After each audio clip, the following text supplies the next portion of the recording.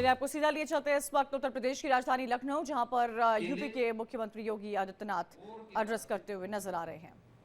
कहीं से भी कोई अच्छी चीज आती है, अच्छी बातें आती है, तो उसके लिए सभी दरवाजे आपके खुले होने चाहिए। आप बंद मत करिए।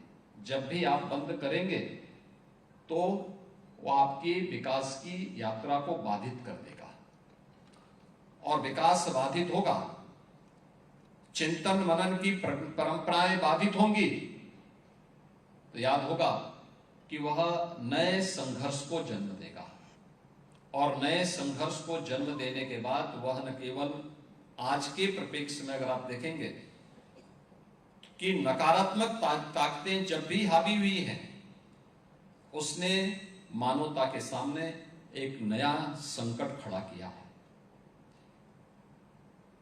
आज से 3500 वर्ष पहले इसी लखनऊ के बगल में नेमिसारण्य में जो सबसे बड़ी गोष्ठी हुई थी, उसमें 88,000 विद्वानों ने ऋषि मुनि के रूप में भाग लिया था, और वह भारत की पौराणिक परंपरा में पुराणों के माध्यम से वो ज्ञान धरोहर के रूप में हम सबके सामने प्रस्तुत हुआ।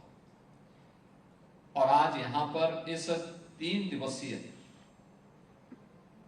जिन महत्वपूर्ण विषयों को लेकर के यह सेमिनार आज यहां पर आयोजित हो रहा है, यह उसी परंपरा में आज की आवश्यकता के अनुसार हमें किन विषयों को लेकर के कार्य करना है। फॉरेंसिक साइंस की आज की आवश्यकता क्या है,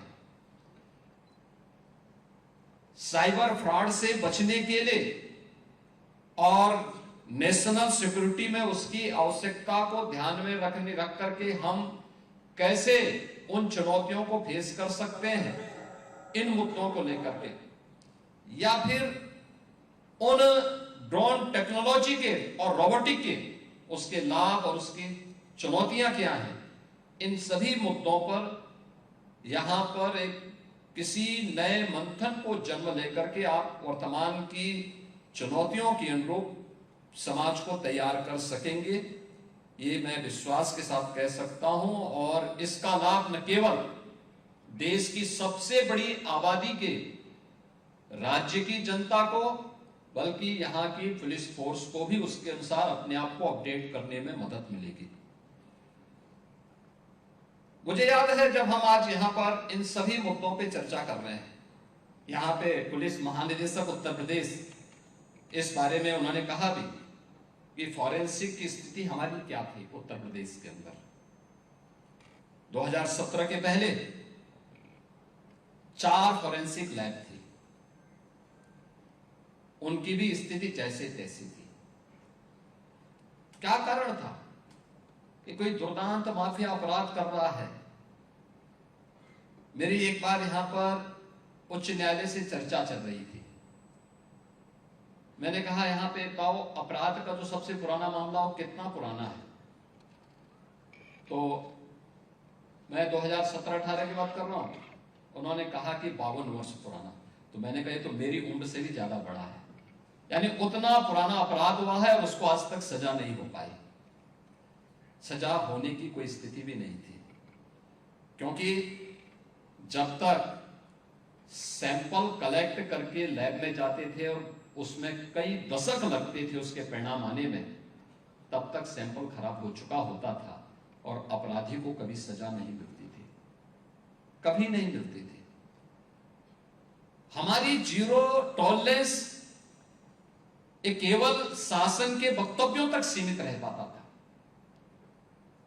अगर समय के अनुरूप शासन को तैयार किया होता अपने आप को, और इसीलिए हम लोगों ने इन पर पूरा ध्यान दिया, इन चीजों पर हम लोगों ने फोकस किया कि हर हाल में उत्तर प्रदेश के अंदर हमारा प्रयास होना चाहिए कि 18 हमारे पास रेंज हैं, हर रेंज में एक ग्रेड की हमारे पास फॉरेंसिक लैब्स होनी चाहिए। हम लोगों ने 12 बना के तैयार कर ली हैं, 6 निर्माणाधीन है। और यही नहीं, जिन जनपदों में 3 नए कानून लागू होने के बाद, बीएनएस लागू होने के बाद जुलाई 2024 से हम लोगों ने इस बात को सुनिश्चित किया कि अब 7 वर्ष से ऊपर के हर एक अपराध में फॉरेंसिक साक्ष्य आवश्यक है। तो इसके लिए केवल एक घोषणा तक सीमित न हो, बल्कि हर जनपद में पहले ही हम एक मोबाइल फॉरेंसिक यूनिट पहले ही वहां दे चुके हैं और आज हम 75 जनपदों के लिए 75 नई फॉरेंसिक यूनिट का यहां पे और भी यहां पे उसका शुभारंभ करने जा रहे हैं, उन्हें उपलब्ध करवाने जा रहे हैं। यानी ये लैब्स भी हैं, हम मोबाइल फॉरेंसिक यूनिट भी उनके यहां लैब के रूप में उन्हें उपलब्ध करवाने जा रहे हैं, जो घटना स्थल पर जाकर के साक्ष्य कलेक्ट कर सके और अपराधी को सजा दिला सके। साइबर अपराध में भी यही होता था। 2017 के पहले एक थाना था गौतम बुद्ध नगर जनपद में, लखनऊ में निर्माणाधीन था। आज उत्तर प्रदेश के अंदर हम लोगों ने सभी 75 जनपदों में साइबर थाने की भी स्थापना की है। सभी 1587 थानों में एक साइबर हेल्प डेस्क भी दिया है। वहां पे मास्टर ट्रेनर भी उनके पास यहां से भेजे गए हैं कि जो हर जनपद में हर पुलिस कार्मिक को इसके साथ दक्ष कर सके, उसकी ट्रेनिंग उसके साथ हो सके।